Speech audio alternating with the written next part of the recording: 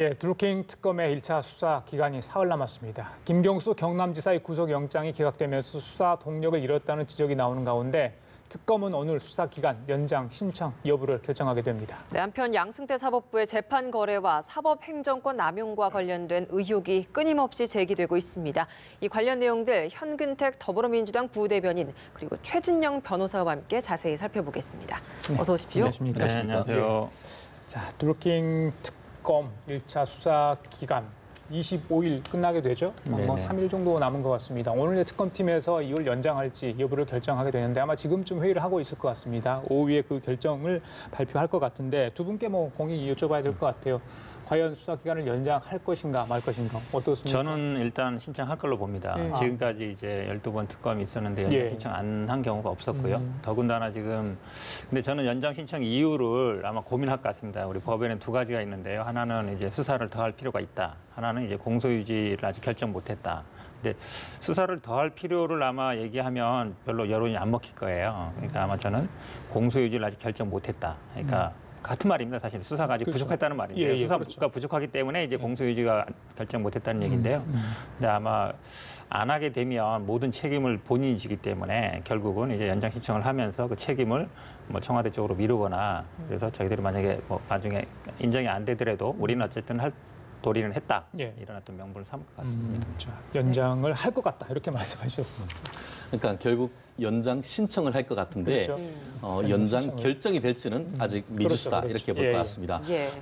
특검 내부에서도 좀 강경하게 연장을 해야 된다라는 기류가 좀 더 다수설이 결이고 다만 좀 소수설로서는 이걸로 해서 접어야 되지 않느냐 하는 의견도 없지 않다라고 해서 좀 고심한다는 후문이 들립니다.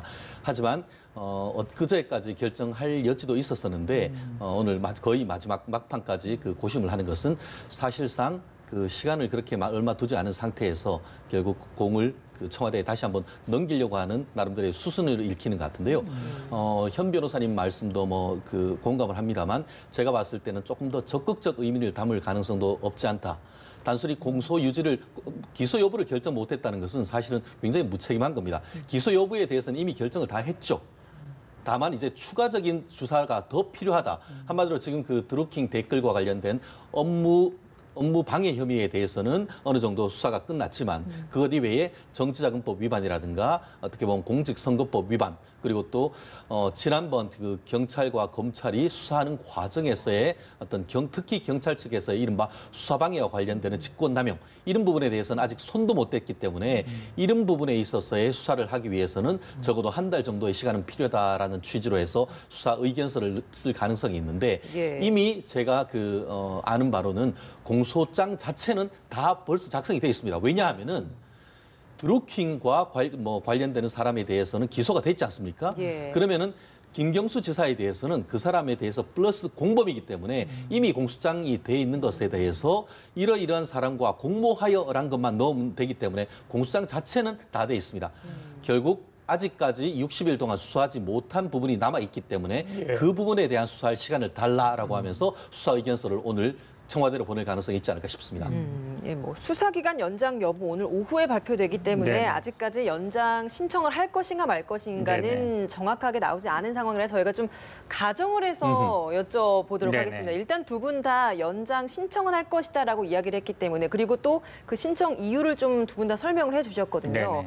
뭐 공소 유지 결정이 안 됐다, 수사 부족이다라고 이야기를 하셨고 그리고 추가적인 그 이외 추가 조사가 더 필요하기 때문이다라고 이야기를 해주셨는데 그렇다면 어제 또 이제 특검이 이런 추가 조사라고 해야 할 것인지 뭐 킹크랩 시연회와 관련된 것을 또 재현하면서 뭐 모두를 이제 관련해서 드루킹 관련된 공범들 좀 불러서 조사를 좀 구체적으로 했잖아요. 이런 부분은 좀 어떤 부분이라고 좀 봐야 되겠습니까? 저는 큰 의미가 없다고 봅니다. 왜냐하면 그동안에 이제 영장 청구하기 전에 이미 다 대질까지 하고 시연까지 하고 다 했었거든요. 이게 아마 두 가지 이유가 또 있다고 봅니다. 하나는 이제 뭔가 수사할 게 있다, 여지가 앞으로 좀 필요하다 이런 거를 좀 보여주기 면이 좀 있는 것 같고요. 근데 여기서 아마 결정적인 건 나오기 어렵습니다. 오히려 저는 반대로 보면 그동안에 수사 미진한 거를 아마 공소장을 다 썼더라도 이제 진술의 모순점이라든지 이런 거를 아마 좀 더 정리하는 차원 같은데요.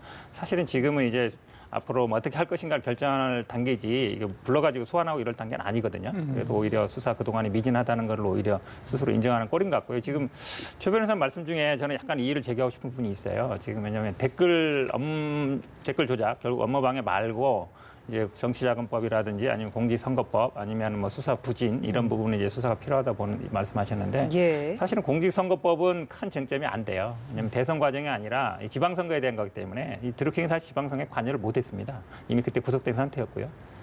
정치자금법도 지금 얘기 나오는 거 보면 이제 2,700만 원 부분 이제 그 부분이 문제인데 사실 어찌 보면 노회찬 의원 정치자금 수사로 그것도 사실 동력을 거의 잃었어요.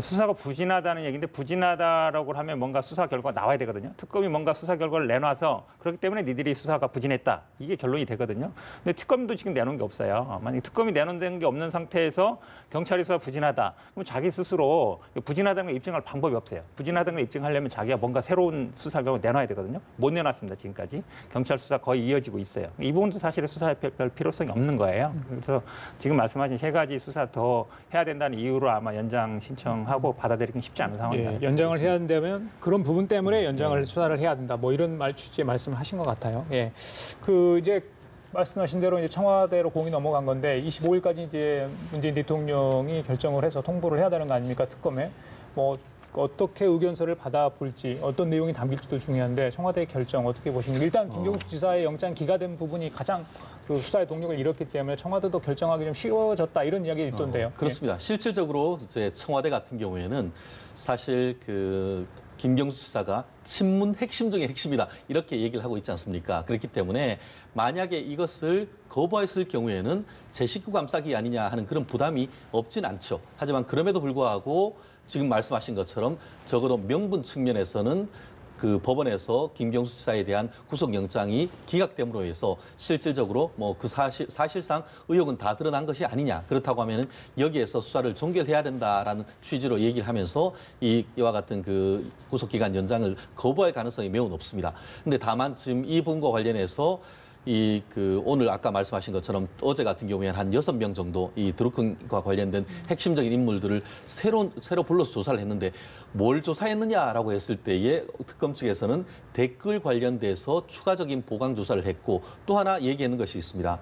자금 운용에 관해서 조사를 했다. 이 얘기가 있었습니다. 자금 운용에 대해서 조사를 했다는 것은 뭐냐면은 단순히 내부적인 자금 운용뿐만 아니고 그것을 해서 어떤 식으로 해서 이 관련되는 뭐 송인배 비서관이라든가 청와대 관련되는 사람들한테 돈을 줬는 것이라든가 아니면 지금 그 김경수 지사에 대해서 한 2,500만 원 뭐 경우에 따라서는 그것보다 더 넘는 돈이 지급됐다라는 그 내용이 있는데 그런 부분에 대한 보강 조사를 했다라는 것을 미뤄 짐작했을 때는 이번에 특검 같은 경우에는 연장될 가능성, 연장되지 아니할 가능성을 두고 이 부분에 대해서 다 대응을 하고 있을 텐데 만약에 연장이 되지 않는다 하더라도 이 자금 운영에 대해서 조사를 하고 있다라는 취지는 뭐냐 하면은 단순히 드루킹과 관련되는 댓글 조사, 댓글에 대한 업무 방해죄의 공범뿐만 아니고 정치자금법 위반에 대해서도 경우에 따라서는 말씀드린 것처럼 구속영장 자체에서는 들어가지 않았지만 이번에 불구속 구공판을 하는 공소장에는 플러스 알파되는 다른 협의가 들어갈 수 있다는 것을 강력하게 시사하는 부분이라서 아마 이런 부분과 관련해서도 추가적인 수사가 필요할 수 있다라고 하는 걸 얘기를 하면서 어떻게 보면 강공 드라이브를 걸 가능성은 아직 남아있지 않을까 싶습니다. 지금까지 특검 기간 연장 요청을 해서 받아들여진 경우가 좀 어느 정도 됩니까? 지금까지 12번이 있었습니다. 예. 그런데 그 연장이 되지 아니한 것은 딱 3번밖에 없습니다. 한마디로 12번 중에 9번은 연장이 됐고 3번이 거부가 됐는데 3번 중에 그렇죠. 거부했는 것은 2003년도에 이른바 대북 송금 특검과 관련해서 노무현 전 대통령이 연장을 거부하셨고 2012년 내곡동 사저특검에서 이명박 전 대통령이 거부를 했고 더불어서 기억하시듯이 2016년 최순실 특검과 관련해서 연장 신청했을 때에 황교안 대통령 권한대행이 거부했던 그런 3개가 있기 때문에 확률적으로 봤을 때는 사실은 12번 중에 9번은 연장이 됐고 3번은 이렇게 거부가 됐는데 최근 2012년, 16년에 있었던 것은 거부가 됐던 것은 분명한 것 같습니다. 예, 수사 기간이 30일 연장되면 이제 앞서 말씀하신 그런 내용들에 대해서 어떤 보강 수사가 이루어질 것 같은데 김경수 지사에 대한 어떤 영장 재청구 가능성 있다고 보십니까? 저는 뭐 거의 없다고 봅니다. 왜냐하면 만약에 연장을 해서 재청구했는데 기각되면 아마 특검은 거의 문 닫는 상황이 됩니다. 그 다음에 영장 처음에 기각 사유가요. 단순히 뭐 증거인멸이나 도주 염려보다도 공모 혐의와 범행 실행 가담 정도에 대해서 다툼의 여지가 있다. 이거 사실은 본안에서 좀 열심히 다퉈봐라 이 얘기거든요. 가서 유무죄인지 확실치 않으니까 일단 기소하면 법원에서 다퉈봐라는 취지이기 때문에 어느 정도 법원에서 1차 판단을 내린 겁니다. 이거는 영장 재청구로 해서 극복할 사안은 아니라고 보고요. 일단은 뭐 본안에서 일단 뭐 불기소 기소하지 않겠냐 저는 그렇게 판단하고 있습니다. 최 변호사님께서는 어떻게 생각하십니까? 연장이 된다라고 한다면 구속영장 재청구할까요?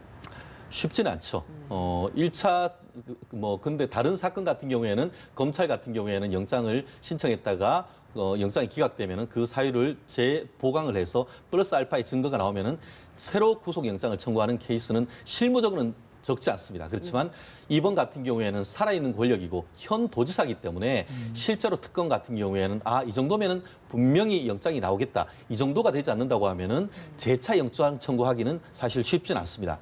하지만 지금 현재로서는 그렇다고 영장을 청구하지 않을 것이냐 했을 때도 그렇게 단정할 수 없는 것이 수사란 것은 생물이고 말씀하셨듯이 지금 한 60일 하는 과정에서 USB 메모리라든가 기존에 없던 증거가 플러스로 나오는 케이스가 적지 않았던 것 같은데 예를 들어서 뭐 아직 그렇게 가능성은 높지는 않습니다만 관련해서 다른 물적 증거가 나와서 김경수 지사와의 어떤 관련성을 훨씬 더 높일 수 있는 증거가 나온다든가 이와 같은 사정 변경이 있다. 이럴 경우에는 구속영장을 청구하되 만약에 그렇지 않다고 하면은 이 현 변호사님 말씀처럼 만약에 영장을 했다가 또다시 영장이 기각될 경우에는 역풍이 굉장히 강력할 수 있기 때문에 굉장히 신중을 기할 수밖에 없는 상황이 아닌가 생각합니다. 특검이 이제 오늘 수사기간 연장 여부를 결정한다고 했기 때문에 저희들이 수사기간이 연장될 가능성을 염두에 두고 지금 이야기를 나누고 있습니다. 한 가지만 더 여쭤볼게요. 네. 송인배 그리고 백원우 비서관도 네. 지난번에 참고이신 분들 한 차례씩 조사를 받았잖아요. 연장이 된다면 이게 추가 조사 가능성 있다고 보십니까? 이 부분이 사실은 어찌 보면 약간 논란이 됐던 건데 어찌 보면 이번 특검에 가장 저는 실패한 게 100만 원 부분이라고 보거든요. 돈 문제, 결국은 선거라는 게 돈이 오갔다, 그다음에 어떤 자리가 오갔다, 뭔가 도와주면 대가로. 근데 이 100만 원 부분에 대해서 굉장히 어찌 보면 특검이 판단 미스를 한 거예요. 결정적인 증거가 있고 진술을 그렇게 했으면 모르겠는데 지금 나오는 거 보면 자기들끼리 그냥 주고받은 뭐 녹취록에 있는 거고 그렇게 말한 적도 없다라고 하고 있어서 처음부터 이 부분 정리했어야 되거든요. 근데 특검에서 계속 이제 돈 문제가 많이 흘러나왔어요. 지금 송인백 비서관 같은 경우도 보면 뭐 어디 골프장에서 뭐 월급을 받았다 이런 부분이 나왔는데 사실은 그거는 나중에 검찰에서 그냥 수사할 부분이 특검의 수사 대상이 아니거든요. 굳이 언론에 나올 필요가 없었어요. 근데 이게 나오면서 바로 이게 특검 수사 대상이 아닌데 왜 이런 조사를 하느냐 나오는 거거든요. 결국은 이번 특검의 가장 큰 목적은 드루킹이 댓글 조작을 했는지 그리고 지방선거에 어떤 뭐 자리를 준다고 했는지 두 가지거든요. 근데 지금 송인백 비서관이나 백원호 비서관 같은 경우에는 댓글 조작에 관여한 건 아니에요. 뭐 소개해줬다든지 아니면 이런 건 있지만 그다음에 지방선거는 관계없어요. 지난번 대선과 관련된 일이었지.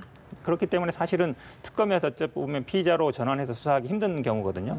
그다음에 지금 뭐 수사 부실 같은 경우에도 특검이 뭐 밝히는 게 없기 때문에 부실이라고 말할 수가 없어요. 어찌 보면 제가 보기에는 특검 수사에서 더 나가기 힘든 부분이다 이렇게 보고 있습니다. 근데 댓글 조작 관련된 내용이 아니라고 하더라도 수사 과정에서 발견되는 그렇죠. 뭐 이런 내용들은 그렇죠. 또 연관돼서 이제 수사를 할 수 있다라고 또 특검에 또 명시가 맞습니다. 되어 있기 그 때문에 부분이 그렇게 항상 되는 것 논란이 같은데. 되는 부분인데요. 뭐 관련된 사건이나 수사하다가 인지한 사건은 수사할 수는 있어요. 하지만 그게 이제 무한정 늘어날 수 있는 건 아니거든요. 근데 예를 들어서 정치자금법 위반 같은 경우에는 뭐 노회찬 의원 사건도 있었지만 이 김경수 의원 사건도 처음에는 그 2,700만 원이 굉장히 불거졌어요. 근데 만약에 그게 수사를 하려 그러면 쭉 밀고 나갔어야 되는데 하다 말아버렸거든요. 지금 이제 송인백 사건 같은 경우도 마찬가지예요. 지금 어차피 이게 문제가 되면 결국 검찰에서 수사를 할 걸로 봅니다. 넘긴다고 하는데요. 지금도 보면.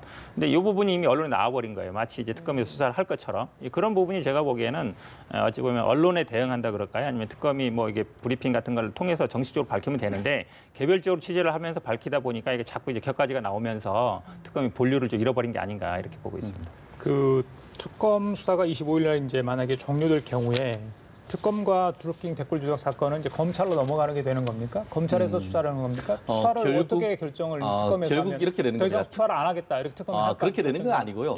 결국은 이제 수사는 종결이 되는 것이죠. 이제부터는 수사의 종결은 곧 재판의 시작이다 이렇게 얘기하는 것이죠.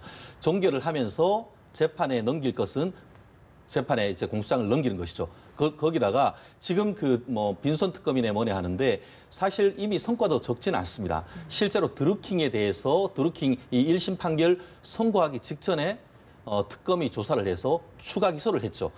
1차에서 지금 그 검찰 같은 경우에는 조사를 해서 넘긴 게 댓글 537개에 대해서 그 업무 조작을 했다고 했는데 지금 지난번에 그 5월이었습니까? 6월이었습니까? 추가 기소를 하면서 전체 댓글이 한 10배가 넘는 5,500개가 넘는 댓글에 대해서 그 문제가 있다고 했고 지난번 같은 경우에는 한 16,000개 정도의 댓글에 대해서 조작을 했다라고 하면 이번에는 22만 개까지 그 조작했는 댓글을 굉장히 훨씬 더 많이 그 추가적으로 이제 기소를 했습니다. 그렇기 때문에 아마 이번에 이제 그 김경수 지사에 대해서 공범으로 기소를 하게 된다고 하면은 기존의 검찰에서 재판에 넘긴 것과 이번 이 특검이 조사해서 추가적으로 넘긴 것, 그 모든 것에 대한 공범으로 해서 재판에 넘길 가능성이 있어 보이고요. 더불어서 지금 앵커께서 질문하신 것처럼 그렇다고 하면은 추가적인 의혹은 어떻게 하느냐.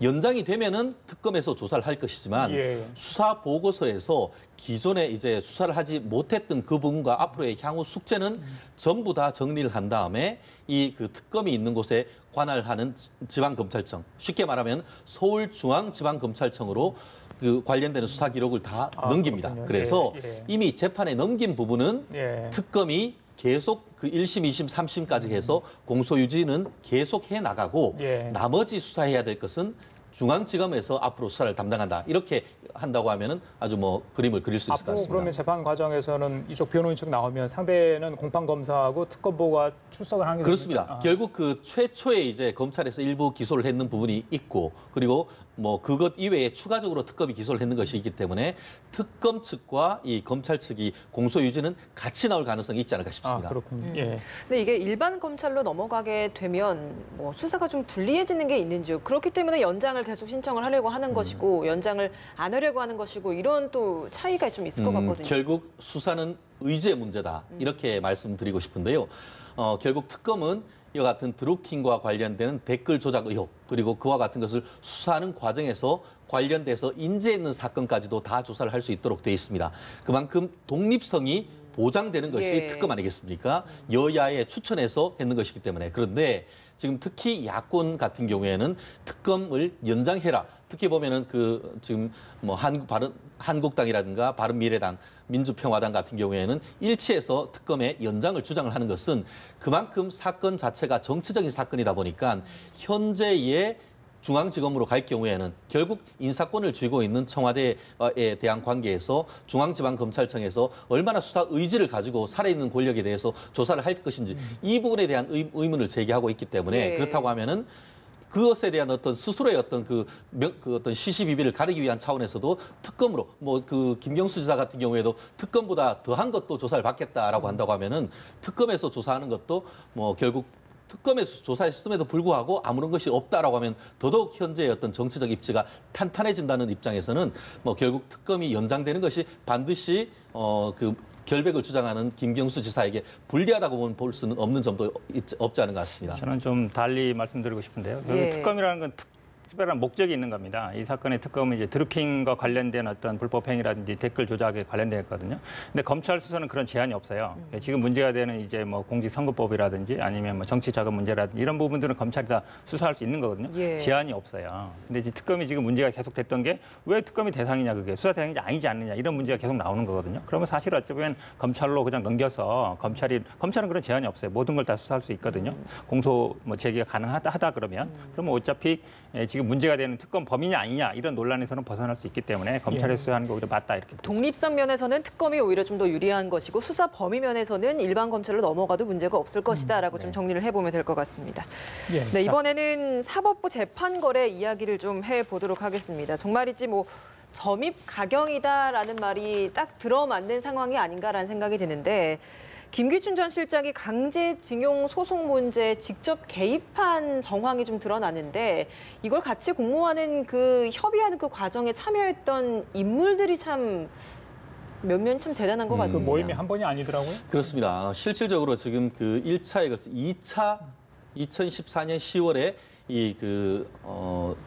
총리 공간에서 다시 모여서 이 부분에 대해서 논의했다는 그 증거가 나와서 지금 논란이 되고 있는데요. 예. 실제로 얼마 전까지만 해도 2013년 말에 그 당시 그 대법원 행정처의 차한성 처장이 재판 이 그 사건과 관련해서 전원 합의체로 이 회부하는 그런 여부, 재판을 좀 더 지연하는 여부 예. 이런 부분과 관련해서 협의했다라는 보도가 나왔었는데 그 이후에 어제 나오는 보도 같은 경우에는 그로부터 한 1년쯤 뒤인 2014년 10월 달에 그 당시에 이제 박병대 행정처장이 또 다시 같이 모여가지고 이 부분에 대해서 좀 더 구체적으로 논의를 했다라는 얘기가 나오면서 굉장히 이 부분은 이른바 재판 거래 의혹에 대해서 국민의 어떤 그 관심 내지 분노를 사는 일이 벌어져서 과연 그때에 어떤 일이 있었는지 실질적으로 전범 기업에 대한 어떤 그 배려 차원에서 이렇게 했는 것인지에 대해서 좀 국민들의 관심이 굉장히 높아지고 있는 상황인 것 같습니다. 재판 거래 관련해서 여러 가지 뭐 의혹이 있지만 또 법원 영장 기각하다 보니까 수사가 제대로 안 되고 있다 뭐 이런 이야기도 있습니다만은 대법관들의 과거에 연루된 네. 부분들도 수사 과연 진행될지 여러 가지 관심입니다만은 어떻게 이게 지금 사건을 간단히 보면요. 첫 모임은 아마